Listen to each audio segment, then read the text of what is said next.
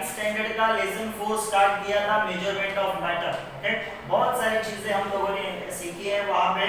अभी जो नेक्स्ट जो वहां पे कांसेप्ट है, ओके, वो है एवोगाड्रोस नंबर। ओके, क्या होता है Avogadro's number? Number of molecules in 1 mole of any substance is a constant. Okay, number of molecules in 1 mole of any substance, किसी भी सब्सटेंस का 1 मोल, ओके, उसमें जितने भी मॉलिक्यूल्स रहेंगे वो क्या रहेंगे? कांस्टेंट रहेंगे। The Italian scientist Avogadro did a Pioneer work, okay, in this contest, therefore this number is called Avogadro's number। Okay, तो ये जो एवोगाड्रो जो नाम है वो किससे आया है? Italian scientist Avogadro. ओके, अभी क्या है देखो ये, therefore this number is called Avogadro number and it is denoted by an A। Okay, क्या ऐसा नहीं है? ऐसा an A, ऐसा Avogadro's number। Okay, it is denoted by an A। तो ये A जो है वो नीचे। Okay, later a scientist demonstrated the experiment that the values of Avogadro's number, अभी एवोगाड्रोस नंबर का वैल्यू अभी हम लोग को पता है, जो साइंटिस्ट लोगों ने इन्वेंट किया है, क्या है वो? 6.022 into 10⁻23, इतना उस एवोगाड्रोस नंबर का value. 1 mole of any substance, 1 mole of any substance stands for 6.022 into 10⁻23 molecule। तो 1 mole of any substance, 1 mole में, ओके, 1 मोल ऑफ वाटर अगर मैं बोलूंगा तो उसमें कितने मॉलिक्यूल्स ऑफ रहेंगे? वाटर देखो 6.022 into 10⁻23 मॉलिक्यूल रहेंगे। ओके, 1 मोल सब्सटेंस में कितने मॉलिक्यूल रहते हैं? उस सब्सटेंस के 6.022 into 10⁻23 मॉलिक्यूल्स, इतने मॉलिक्यूल्स रहते हैं। तो यहां से सिर्फ ये वैल्यू जो है वो हम लोग को याद रखना है, 1 मोल में कितना नंबर ऑफ मॉलिक्यूल्स रहता है। Okay, 6.022 into 10⁻23 molecules। अभी just as a dozen has 12 atoms, हम लोग 12 atoms, ओके, डजन हम लोग बोलते हैं तो उसमें 12 चीजें रहती है, या 12 चीजें नहीं बोल सकते हम लोग, उसमें जो नंबर रहता है वो 12 रहता है। Okay, next a century has 100 and the gross। Okay, gross ये ज्यादा वर्ड यूज नहीं किया जाता, मगर जहां पे परचेसिंग किया जाता है बड़े बड़े मार्केट्स में तो वहां पे ग्रॉस में किया जाता है, तो उसमें कितने चीजें रहती है? 144। ओके, तो अगर मैं 1 ग्रॉस बनाना ले रहा हूं तो उसमें कितना बनाना रहेगा? 144। 1 डजन ले रहा हूं तो 12 बनाना। ओके, ऐसा। एंड 1 मोल मींस क्या? ओके, जैसे कि 1 डजन में 12, 1 ग्रॉस में 144, 1 सेंचुरी यानी 100, वैसे ही 1 मोल में कितना रहता है? 1 मोल में कितना रहता है? 6.022 into 10⁻23। ओके, इतना रहता है। ओके, अभी यहाँ पे मैं एग्जांपल दूंगा water. Okay, 18 gram of water, 18 gram of water का मॉलिक्यूलर मास क्या है? 18 gram. Okay, 18 gram of water contains, 18 gram of water means what? 1 mole of water, 1 mole of water. 18 gram of water means what? 1 mole of water. Okay, तो 1 मोल यानी कितना होता है? 6.022 into 10⁻23। तो 18 gram of water में कितना मॉलिक्यूल्स ऑफ वाटर रहेगा? 6.022 into 10⁻23 molecules of water. Okay, तो इतना रहेगा। Okay, how many molecules of are there in a 66 gram of CO2? Okay, अभी हम लोग यहाँ पे फाइंड आउट करेंगे। हम लोगों ने देखा यहाँ कि 1 मोल ऑफ वाटर में, ओके, यानी 18 ग्राम ऑफ वाटर में कितना मॉलिक्यूल होता है? इतना, ये हम लोग को पता। अभी यहाँ पे हम लोग फाइंड आउट करेंगे कि हम लोग के पास CO2 है, कार्बन डाइऑक्साइड है, और वो कितना है हम लोग के पास? 66 ग्राम, 66 ग्राम का कार्बन डाइऑक्साइड है। तो उसमें कितने मॉलिक्यूल्स रहेंगे वो हम लोग को फाइंड आउट करना है। ओके, तो पहले हम लोग क्या फाइंड आउट करेंगे? उस कार्बन डाइऑक्साइड का, ओके, क्या फाइंड आउट करेंगे? मॉलिक्यूलर मास फाइंड आउट करेंगे। कार्बन डाइऑक्साइड का मॉलिक्यूलर मास, मॉलिक्यूलर मास हम लोगों ने सीखा था, कैसे फाइंड आउट किया था? Atomic mass of C plus atomic mass of oxygen into 2। Okay, और वो वैल्यू सब्स्टिट्यूट करके molecular mass of carbon dioxide कितना आता है? 44। Okay, carbon 12, okay, oxygen 16 into 2 कितना होता है? 32 प्लस 12 कितना होता है 44, कितना होता है 44। तो molecular mass of carbon dioxide कितना आया 44। Number of moles in a given CO2 is equal to mass of CO2 in gram upon molecular mass of CO2। Okay, अभी मोल फाइंड आउट करने का फार्मूला क्या है? मोल फाइंड आउट करने का formula ये है, mass of substance in gram upon molecular mass of substance. अभी मेरा सब्सटेंस क्या है CO2, तो mass of CO2 in gram upon ये upon molecular mass of CO2, molecular mass of CO2। Okay, तो मास ऑफ सब्सटेंस मुझे दिया है उन्होंने, CO2 का मास दिया है, कितना दिया है 66, वो मुझे दिया है। एंड मॉलिक्यूलर मास कितना आया CO2 का 44। तो 66 अपॉन अगर 44 हम लोग करते हैं, ओके, तो मुझे वैल्यू आता है 1.5। ओके, क्या वैल्यू आता है 1.5। तो ये 1.5 मेरा क्या है नंबर ऑफ मोल्स, या ये मैंने क्या फाइंड आउट किया number of moles of CO2, number of moles of CO2 कैसे फाइंड आउट किया, मास of CO2 in gram which is given, okay 66, and molecular mass of CO2 वो हम लोगों ने फाइंड आउट किया व्हिच इज 44।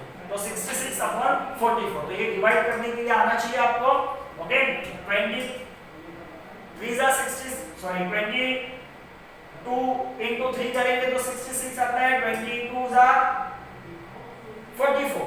ओके, तो 2 से 1 को डिवाइड करो, कितना आंसर आएगा 1.5। तो मेरे पास 1.5 मोल कार्बन डाइऑक्साइड है, 1.5 मोल कार्बन डाइऑक्साइड है। अभी मुझे फाइंड आउट करना है कि 1.5 मोल कार्बन डाइऑक्साइड में कितना मॉलिक्यूल होता है, तो मैं कैसे फाइंड आउट करूंगा। ओके, तो पहले मुझे पता होना चाहिए कि 1 मोल कार्बन डाइऑक्साइड में कितना मॉलिक्यूल होता है ऑफ कार्बन डाइऑक्साइड। तो 1 मोल ऑफ कार्बन डाइऑक्साइड में कितना मॉलिक्यूल होता है, ये Avogadro's number 6.022 into 10⁻23 molecules of carbon dioxide. Okay, तो 1.5 में कितना रहेगा, जैसे कि हम लोगों ने बचपन में सीखा था एक मैंगो का प्राइस 5 रुपीस है, तो 10 मैंगो का कितना होगा, तो क्या करते हैं हम लोग मल्टीप्लिकेशन, वैसे एक में इतना होता है तो 1.5 में कितना होगा, तो 1.5 into this 1.5 into 6.022 into 10⁻23 अगर हम लोग करेंगे, ओके, तो आंसर आता है मुझे 9.033 into 10⁻23 मॉलिक्यूल। इस तरीके के सम्स आपको एग्जाम में आते हैं। ओके, आपको देंगे और वहां पे आपको क्या फाइंड आउट करने के लिए बोलेंगे नंबर ऑफ मॉलिक्यूल्स कितना होगा। ओके, तो देखो number of molecules find out करने के लिए पहला मुझे number of moles find out करना है। क्या फाइंड आउट करना है, नंबर ऑफ मोल्स। ओके, अभी number of moles find out करने के लिए क्या चाहिए मुझे, तो वो चाहिए मुझे मास ऑफ सब्सटेंस इन ग्राम, वो आपको दिया रहेगा, मास ऑफ सब्सटेंस इन ग्राम दिया रहेगा, and molecular mass of that substance. तो molecular mass of that substance हम लोग को फाइंड आउट करना पड़ेगा, तो हम लोग पहले ये फाइंड आउट करेंगे molecular mass of substance. Okay, बाद में इनको डिवाइड करेंगे तो नंबर ऑफ मोल्स पता लगेगा। ओके, तो 1 मोल में इतना रहता है, तो जितने भी मोल आएंगे 2 आएगा, 3 आएगा, 4 आएगा, उसको मल्टीप्लाई करके आपको आंसर आएगा। ओके, ऐसे सम्स एग्जाम में आते हैं।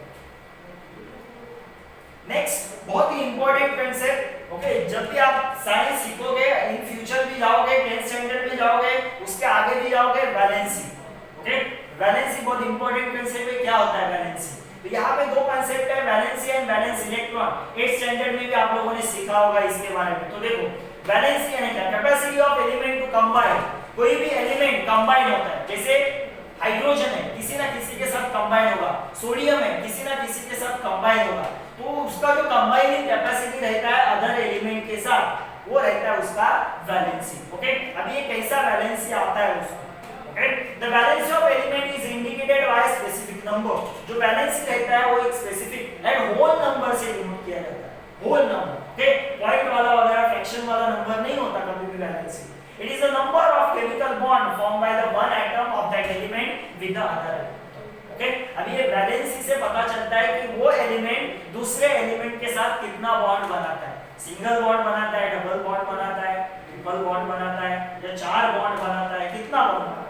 ओके, आगे sodium atom.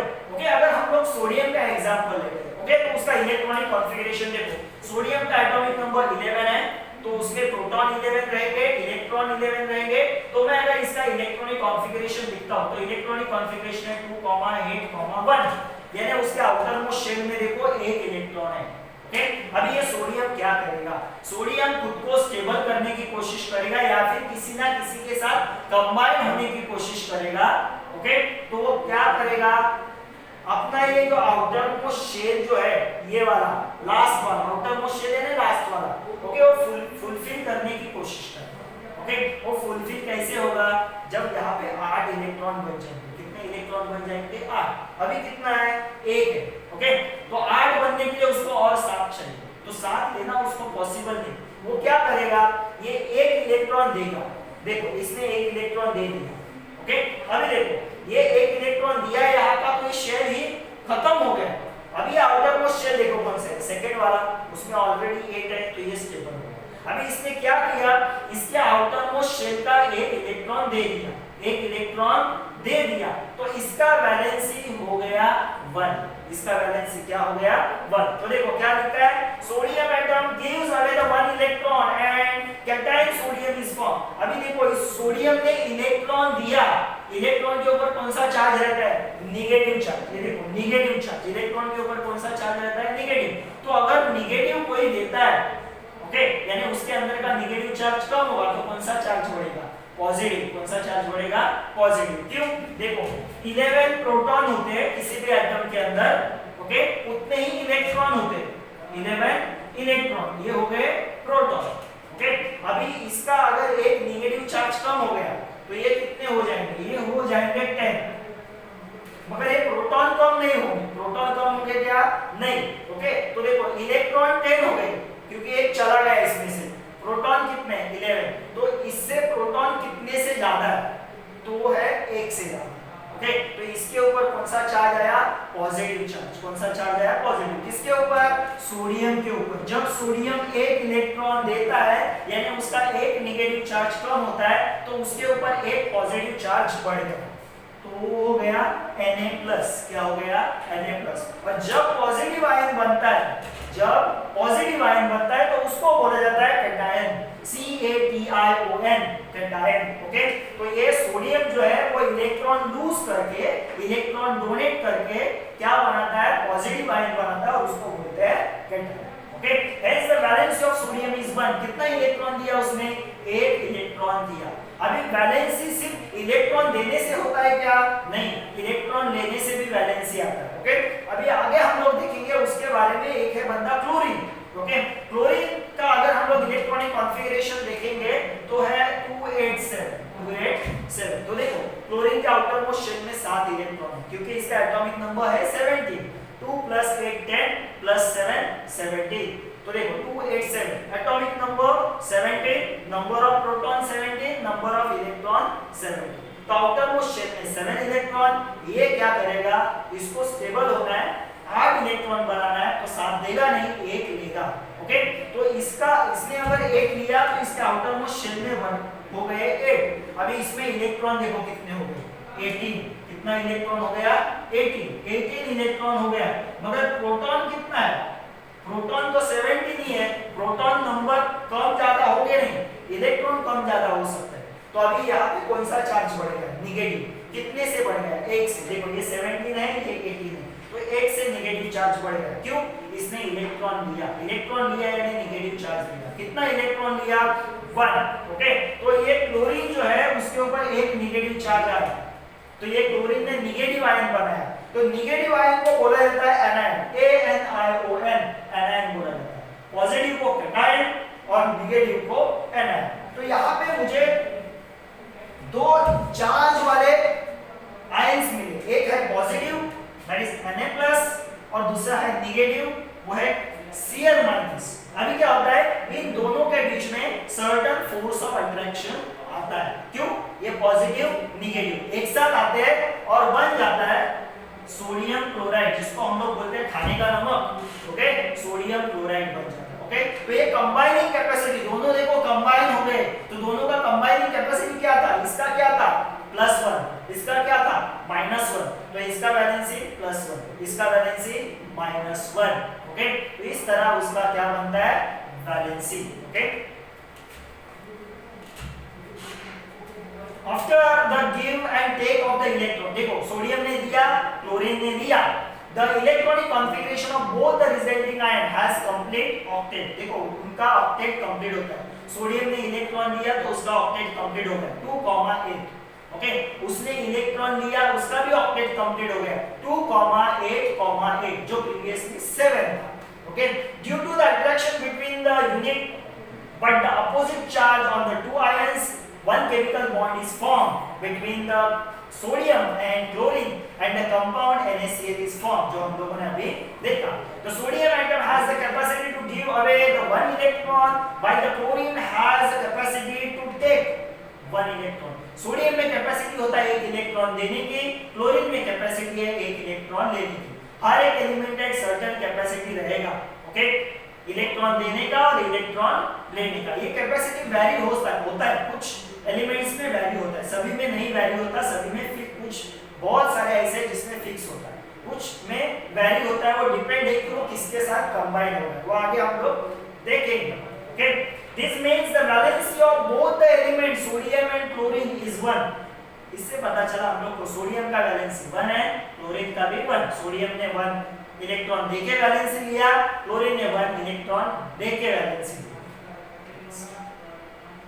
From this electronic definition of valency is as follows: the number of electron that an atom of an element gives away or takes up while forming the ionic bond। कोई भी element क्या करता है, electron देता है या फिर लेता है, तो उससे क्या बनता है, वो बन जाते हैं आयंस और उनके बीच में आयनिक बॉन्ड बनता है। क्या बनता है बीच में, ionic bond is called the valency of the element, उसको बोलते हैं valency of the element, okay. तो यहाँ पे हम लोग और भी एग्जांपल लेते हैं, जैसे कि देखो यहाँ पे देखो नाइट्रोजन, आपका पेज नंबर टेक्स्ट बुक का पेज नंबर 54, वहां पे देखो एक टेबल है कंप्लीट द चार्ट, ओके। तो वहां पे देखो अलग-अलग एलिमेंट्स दिए हैं, उनके एटॉमिक नंबर दिए हैं, इलेक्ट्रॉनिक कॉन्फ़िगरेशन लिखने के लिए बोला है एंड वैलेंस इलेक्ट्रॉन लिखने के लिए बोला है। ये वैलेंस इलेक्ट्रॉन का कांसेप्ट आपको 8th स्टैंडर्ड में हुआ था। देखो वैलेंसी एंड वैलेंस इलेक्ट्रॉन अलग-अलग है मगर एक दूसरे से रिलेटेड है। देखो इंपॉर्टेंट है, वैलेंसी एंड वैलेंस इलेक्ट्रॉन अलग-अलग है मगर एक दूसरे से रिलेटेड है।